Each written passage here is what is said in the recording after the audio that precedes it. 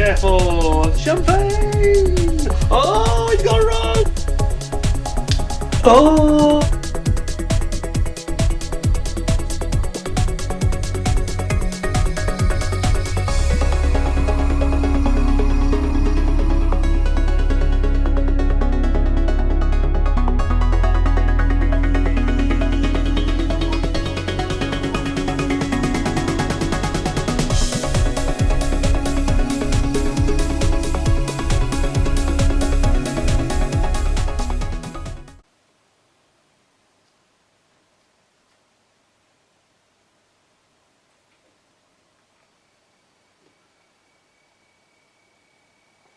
Hello folks, welcome back to the channel. Thank you very much for joining me once again. You are always most welcome. Today then, something new from ICM. We're looking forward to this one. So this is a variant of the Bronco NOGS, which stands for Night Observation Gunship Program. So this is a special version that has this electric cannon basically underneath. How do they word it? They say it's got a 20mm M197 three-barrel cannon mounted under the fuselage in a special under-fuselage turret, plus unguided rockets. So this is a real ground attack variant of the Bronco with a development really. So they've got the guy in the front, is it, on these? I can't remember. I always think of the Apache helicopter. I think it's the guy in the front that probably operates the... no, it's probably the back guy. The weapons officer specialist at the back will operate this turret. So it is beautiful artwork, by the way. So it's kit number, as you can see, it's kit number 48306, 48 scale, of course. Looks like it's operating over Vietnam. Really nice looking bit of kit. And it says the model features. The model features precise geometric proportions matching the real aircraft, including specific fuselage details that are unique to the 10D version of the Bronco, the NOGS variant. There we go. Special version of the OV-10 attack aircraft, modernised as part of the NOGS program. Very nice. So on the side, it's not a huge kit this. I think this is retailing, by the way. I think this is retailing for about the £40 mark, £39, £40, something like that. Give or take a fiver. I'm always nervous about quoting prices because they're such a fluid thing, they'll be all over the place, but that kind of zone, 40, between just over 40 quid, you know, 40 to 50 pounds zone probably. Now here you go. So you've got one here based at China Lake in 1971, and then Blin Thu, which is in Vietnam in the summer of 71 here. Here we've got Patuxet River. Patuxet River, is that in the USA? I forgive my ignorance on geography here, I think it is. August 73, and then China Lake again in 1975. That'll be at the end of the Vietnam War, or just after. So, let's have a little look at this then. Completely new, just arrived. Yeah, we're still eagerly awaiting a few new things from ICM. I know that their Hamden is a little bit delayed, handler page Hamden. Also we've got the Henschel coming through, and we've also got an Apache helicopter in 76. Sorry, not the Apache, I beg your pardon. The CH-154 Tahi Sky Crane in 72nd scale. That's also a bit delayed. So, but they're on the way. They're on the way. I think when you understand what those people are going through, you know, I've said this before, I'll say it again, but you only got to put the news on. The city they are operating in has been attacked now something like 13 times during the month. It's, you know, nightly raids and terrible. Anyway, enough of that. Let's have a look at this beautiful kit. Amazing that they can keep coming out with new products at all, isn't it? It's just astonishing. Their output, you know, even some of these kits, they're not entirely new tool in some cases, but we are having some brand new tools coming out next month. I know for that for a fact. But their output is prodigious, and it's just amazing to me that they can keep going like this.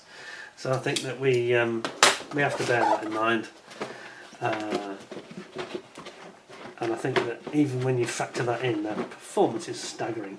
It's just fantastic, to be honest. So well done, ICM. Still my favourite kit manufacturer at the moment, I have to say. So Whoa, here we go. Now then, not sure what to expect in here. Yeah, okay. Well, I got one of these kits. I've got the Bronco in the airfield set, I think, with the Apache. I think I've still got that, and decided I'm going to build that one day. This one looks really interesting though, so this one's definitely caught my eye. Oops, don't be fool over you. Again, being a nuisance. Right, okay, plastic over there. Let's have a look at what they're saying here. Got a long thin strip of decal. Let's have a look at them first, just to get them out of the way. Oh, look at the instruments, they've done this nicely. These are cool. How about this? So you've got your instruments for both your pilot and your weapons officer. I think I'm right in saying the pilot's is the top one at the front. And then your sort of Wizzo, effectively, navigator stroke weapons officer guy, and he's your sort of general intelligence guy. He's using this screen here. It's probably got radar on it and weapons details. Quite a few stencils, it has to be said. A lot of stencils here, frankly. China lake markings, and then you've got conventional US markings here. I've got to say, they look a bit nicer to me. The blue colour looks a bit nicer and a bit more accurate, if that's the shade, to my eye, than we saw on some recent kits, like the Marauder we had recently. That was a bit strange. It wasn't a major problem, but it just caught my eyes being a bit odd. Anyway, let's have a look at this. A rather nice instruction book. Beautiful artwork, great instructions, and a really nice bit of effort from the manufacturer, giving us some details about the history of the subject. There's quite a bit of it as well, so bear with me. Oh, I need a cup of tea. It says in 1970, 2 OV-10 Bronco aircraft were modified. 2 of them, is that all? That's interesting. Is that just the beginning?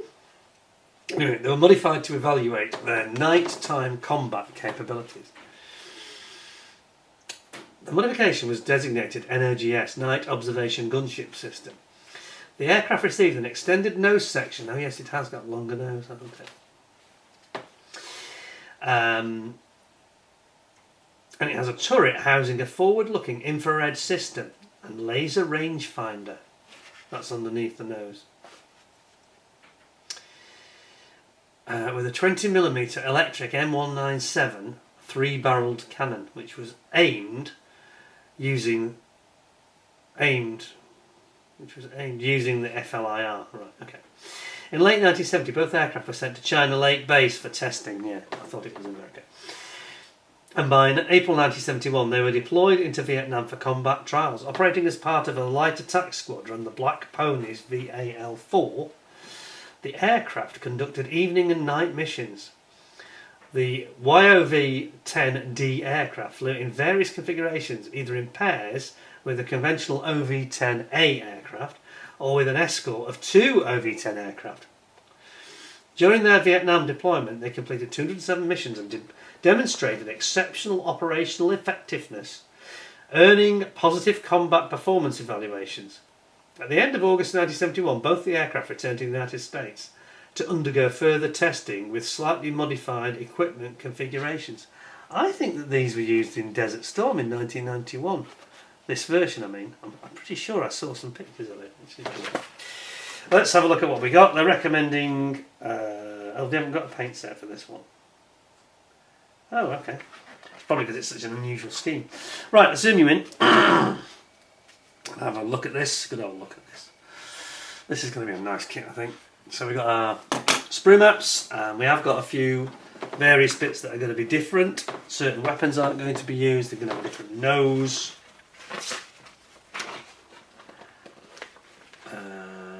He says, well, it's a completely different fuselage, isn't it? The front fuselage is completely different, actually. So it's actually a different sprue here. It doesn't really make that clear, but it is. So basically, you've got to build up your cockpit, and you're starting with the main tub for the pilot and the co-pilot. Wizzo, I should say, starts with the Wizzo at the back. I think has got a control stick, so he can take control of the aircraft should he need to. Or is that for the cannon, I wonder? I'm not absolutely 100% certain on that. It might be for operating the cannon. He's got pedals as well, so I think he has got flight controls. So it's in case the pilot gets hit, basically, he can take over. So he sits there. Then we have got the front seat, the pilot's operating area within the cockpit, complete with it's got ejector seats underneath, haven't they? Yeah, I think so. Yeah, it's got window breakers, so it's definitely got the ejector seats in there. And then we've got all the paraphernalia that is needed by the pilot. Obviously, again, we've got the pedals, rudder pedals control, the main stick control, and some armour plating coming in here to protect them at the sides.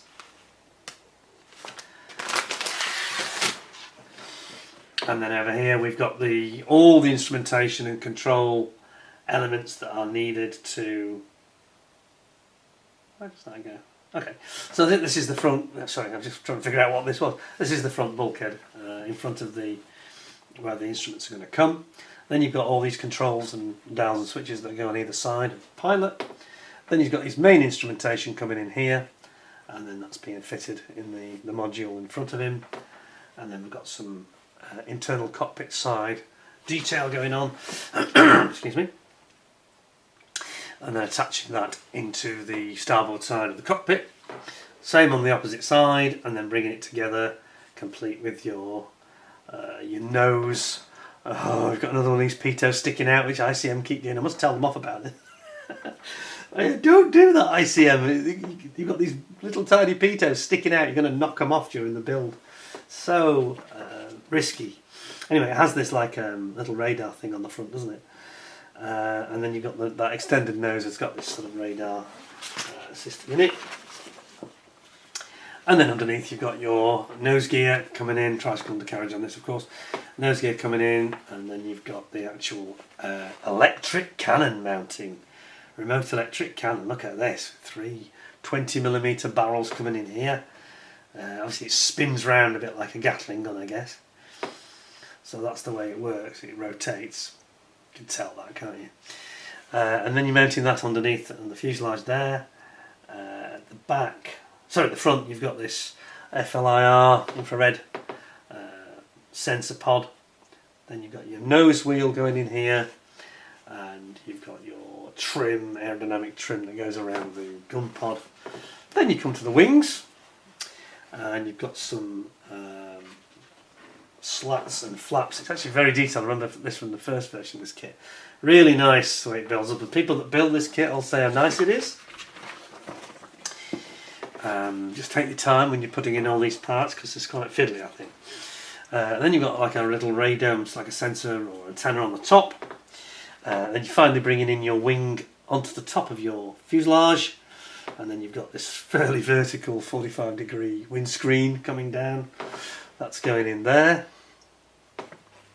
And then you've got your big sort of Apache style, very, a complete glass house all round you, very much like the Apache helicopter on all sides, above and at the sides. Then you've got your main gear legs coming in here, and of course they go into each of these sponsons, basically these booms, tail booms, or sponsons. So you've got 2 of those, almost like a fuselage, aren't they? They're quite remarkable. So it's an amazing aeroplane. It really does perform. If you've seen them, they were at the Air Festival. Was it Bournemouth or Jersey? I saw it last year, and it was makes a whining noise. It's not quite like a Stuka, but it's not far off. It's quite scary, the noise it makes, especially when it's diving at high speed. It's enough to put the fear of put the woolies up here, I'll tell you. Anyway, then we've got this elevator system which goes in the centre, of course, between the booms. And you've got your tail rudder coming on here, which also goes on the back of the boom. Building up again, a replication of what you've just seen really, building up your main gear, undercarriage legs, and your doors going in here.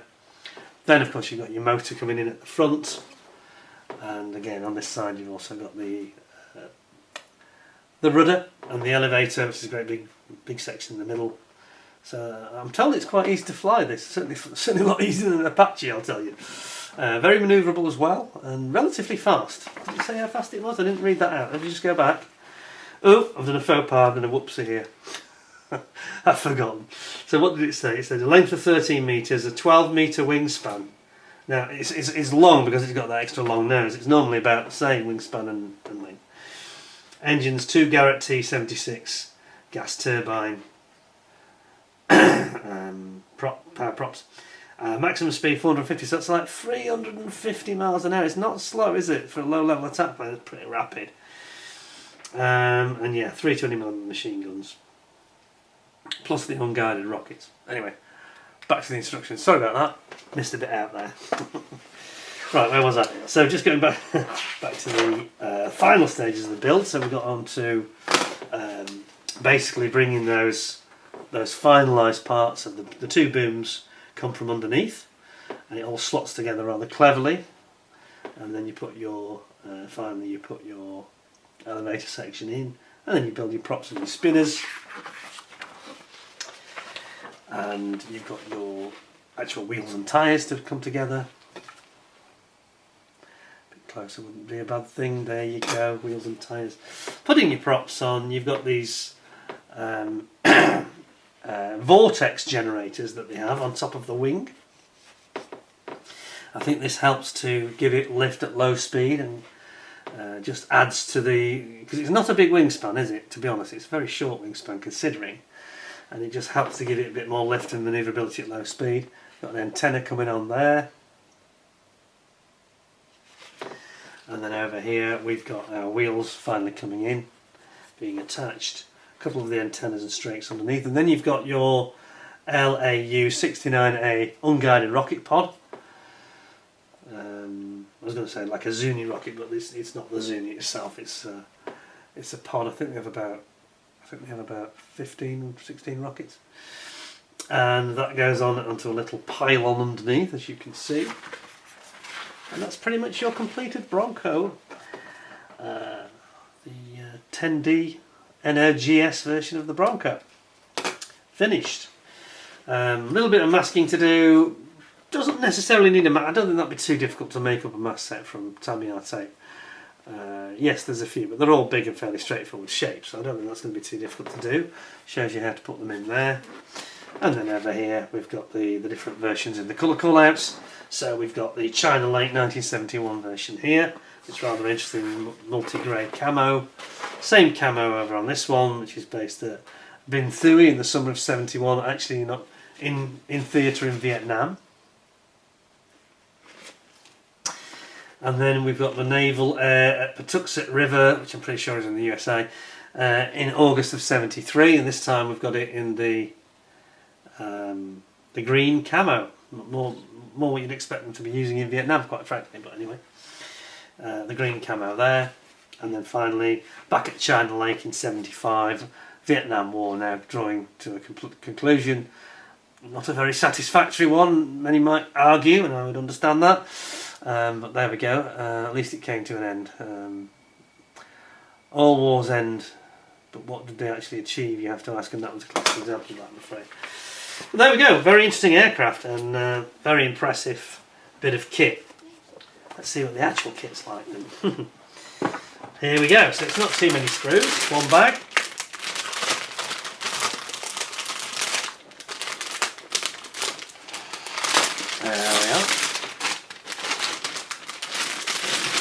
Oh, oops, some bits off the sprue here. Hang on a second. Gosh, there's quite a few bits that are separate. Oh, we have one part off the sprue. I think it's the back plate for the propellers. So, oops, let's get stuck on there. So what we'll do, we will start with the clear parts. Let me get my bag out of the way. My zoom, so you can see what I'm doing. Clear parts, voila. Let's have a look, see what have we got here.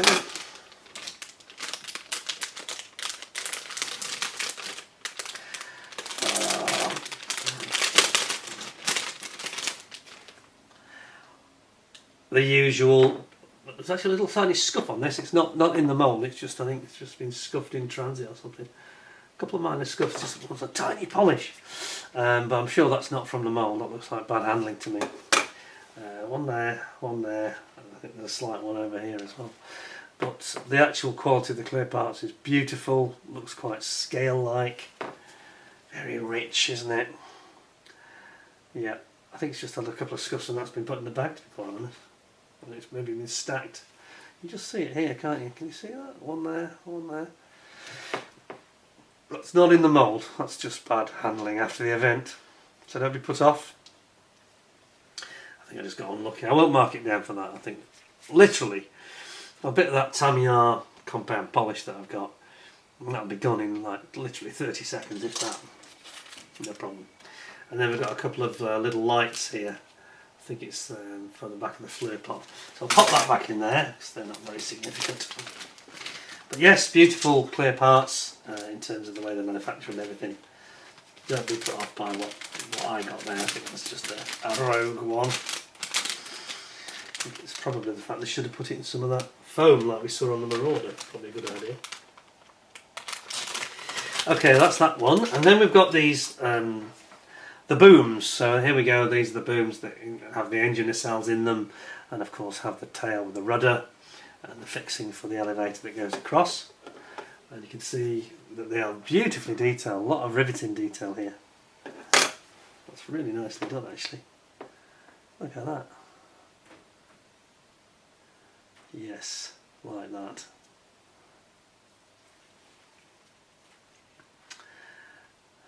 Absolutely crisp as you like.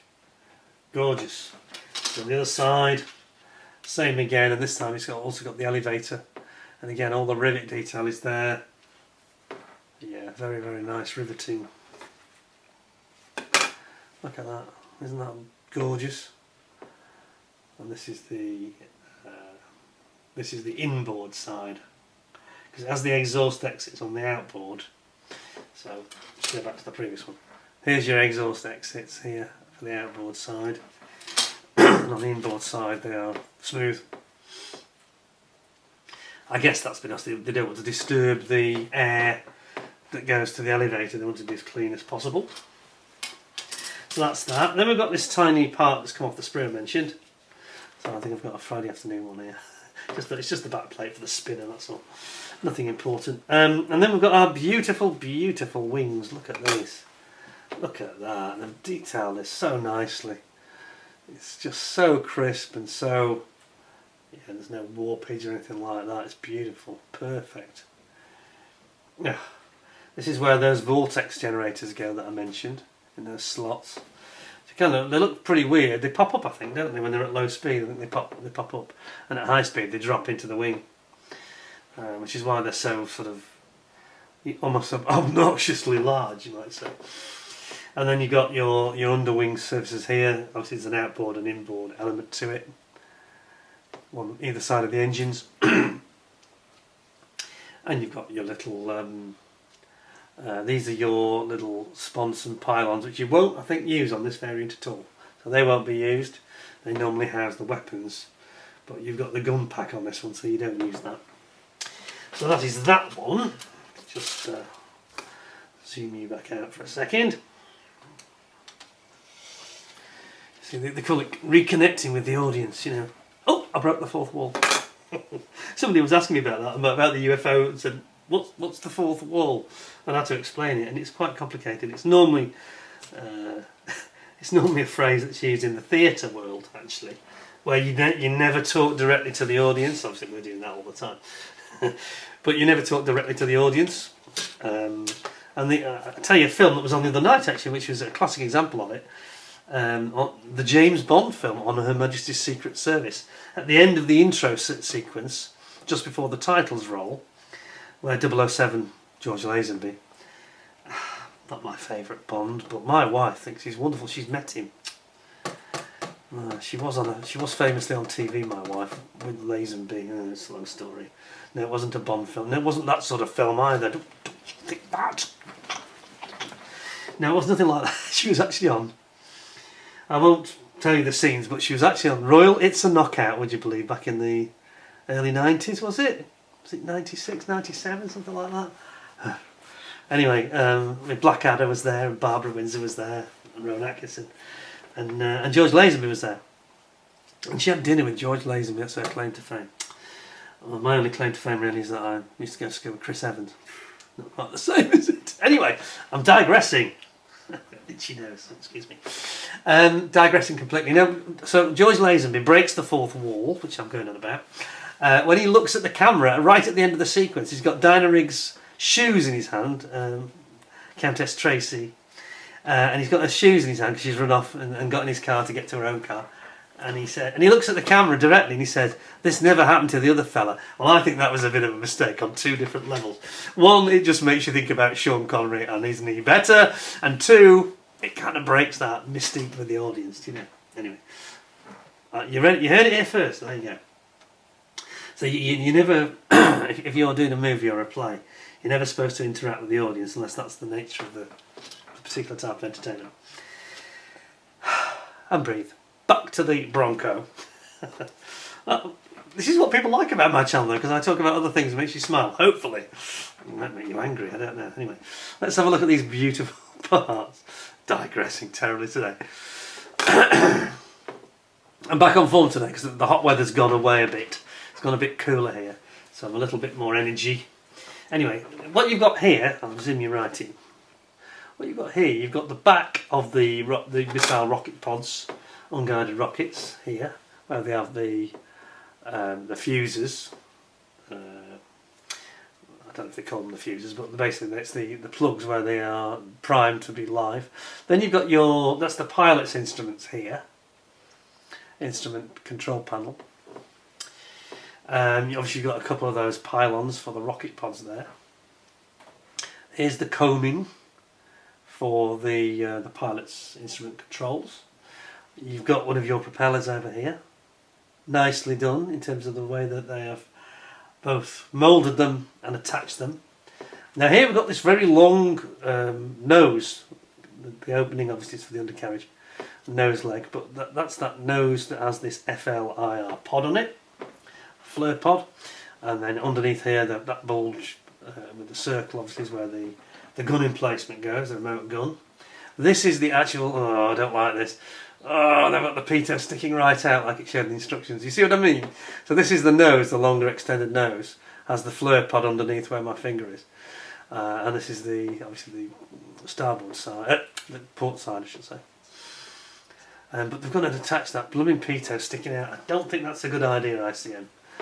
Trust me, I reckon 7 out of 10 models are going to knock that right off by mistake in the building process. But anyway, over here we've got, this time it's the front of the rocket pods, so you can see the actual little rockets poking out themselves, the heads of the rockets, tips. And here you've then got the weapons officer's control panel to go with it. And then various other bits and bobs, including those pylons again. Very detailed, aren't they? And over here you've got your propeller for the other side. Very nice indeed. That's that one. And then we have, I think, a duplicated sprue. Yes, we've got two of these. So this is basically all to do with the engine and the gear and the flaps and things that are common to both sides of each wing. Got some beautifully sculpted, very detailed parts here. You've got your intake here for your engines. Look at the chin of the engine on the nacelle. You've got your main gear wheels and your spinners here. Very nice spinner. It's actually got a tiny bit of flash on that one. Has the other one got that as well? Yeah, they've both got just the tiniest hint of flash just on the edge. Can you see that? It's sort of 3 o'clock as you look at it. Same, it must be the mold because it's the same on both sides of both sprues. And then you've got your wheel hubs here. Yeah, you've got some beautiful detail. I think is that the cannon barrels? I think that's the cannon barrels. Where is it? Is it though? Just checking. Because I think it is. Yeah. Yeah, it's the cannon barrels. Rotating 20mm cannon. And there's two of those, as I say. So that's that one. And then finally, last but not least, we have got basically everything else. So we've got all those little control panels that you see either side of the cockpit of the pilot side. We've got some of the internals of the cockpit area just behind the pilot, where the pilot sits. So it's the armour plating basically, isn't it? It's basically the armour plating. There's another one here for the other side. Bit of armour plate there. Then you've got your ailerons, sorry, the flaps I should say. The ailerons are straight, aren't they? I think we've had them already somewhere. Yeah. And then you've got your seats over here. Oops, seats. And there's your basic tub of the cockpit itself. These are not used, this drop tank's not used, ignore that. And then we have got, there's the elevator. Yeah, the elevator is actually not that big, it's the central boom section. I called it the elevator, that is the elevator itself at the back. It's very wide, so it doesn't need to be very deep. It's a very simple design. It'll generate plenty of force, not a problem. And then those are the ailerons, these fine ones here at the end of the wing. And then you've got your nose gear, and then you've got your main gear. Sorry, I beg your pardon, the way around, that's the main gear legs, that's your nose gear leg there. Very, very nice kit. What's not to like, really? I mean, it's a Bobby Dazzler, is that really? It's a really nice bit of plastic. So many fine parts though, you know. Done it well, done it really well. Yeah, and it's nice, it's got a little bit more, maybe a bit more character than the original kit has. Not that it was lacking in character, don't get me wrong. Far from it. But it's just another element to it, you know. So if I can just pop those back in a semblance of order, I'll give you my final verdict. Get that back in the bag, here it goes, the crackly bag, ready? Better just put that spinner away. Can we do it? Can we do it? Can we? Bear with me 1 second. So you have to cover your ears. You know what? It wasn't a problem in the end, was it really? Not a problem. I'm getting used to doing it, you see. Got my neck. Right.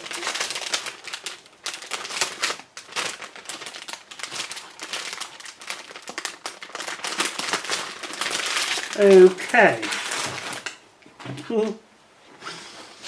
A beautiful little bit of kit, that is. It's an interesting derivative of the one we've seen already. Anything I didn't like about it? Only the pitot sticking out, a bit like on the Marauder really. The pitot sticking out, they can't stop doing that.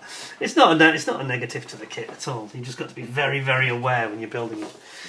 But the clear parts, yeah, the little scuff on. I'm not going to mark it down for that. That was clearly just bad handling. It wasn't nothing to do with the mould. That'll be gone with the tiniest of polishes.